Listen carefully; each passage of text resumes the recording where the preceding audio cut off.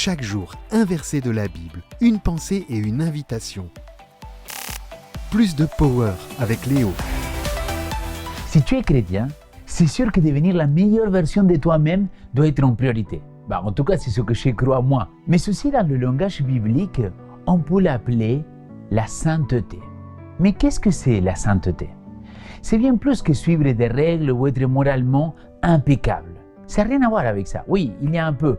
Mais en réalité, c'est un appel à vivre d'une manière radicalement tournée vers Dieu. Comme on nous le rappelle l'Épître aux Hébreux, recherchez la paix avec tous et la sanctification sans laquelle personne ne verra le Seigneur. Hébreux chapitre 12, verset 14. Cette recherche de la sanctification n'est pas une simple option sur notre chemin spirituel. Elle est essentielle, fondamentale.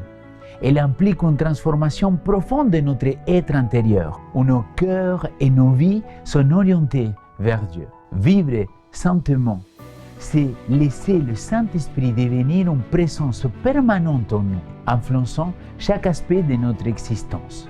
La citation de jour nous éclaire davantage sur cette idée. Nous sommes appelés à vivre une vie sainte, nos cœurs continuellement portés vers Dieu. Écoutons dans nos vies le Saint-Esprit comme étant une présence perpétuelle. Tout vrai croyant en Christ manifestera que la grâce de son amour réside dans son cœur. Là où régnait un temps d'éloignement de Dieu sera révélé en partenariat avec lui. Là où la nature charnelle apparaissait, seront manifestés les attributs divins. Mon ami, la sainteté n'est pas seulement un état à atteindre, c'est une voie à suivre chaque jour. Elle nous invite à renoncer à nos anciennes façons de vivre pour embrasser pleinement une vie imprégnée de la présence divine. J'espère que quelqu'un est en train de me dire un grand amen. C'est un partenariat actif avec Dieu, où nous laissons sa grâce remodeler jour après jour nos cœurs et nos actions. Les amis, je vous invite alors à vous engager dans cette quête de sainteté. Faisons de la sanctification, de la meilleure version de chacun de nous, non pas simplement un idéal lointain, mais une réalité tangible et quotidienne dans notre vie. Approchons-nous de Dieu avec un cœur ouvert, prêt à être transformé par sa grâce.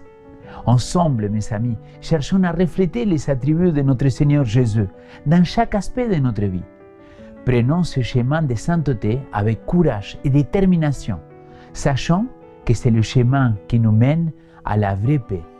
Et alors, demandons à notre Seigneur plus de power pour cette journée.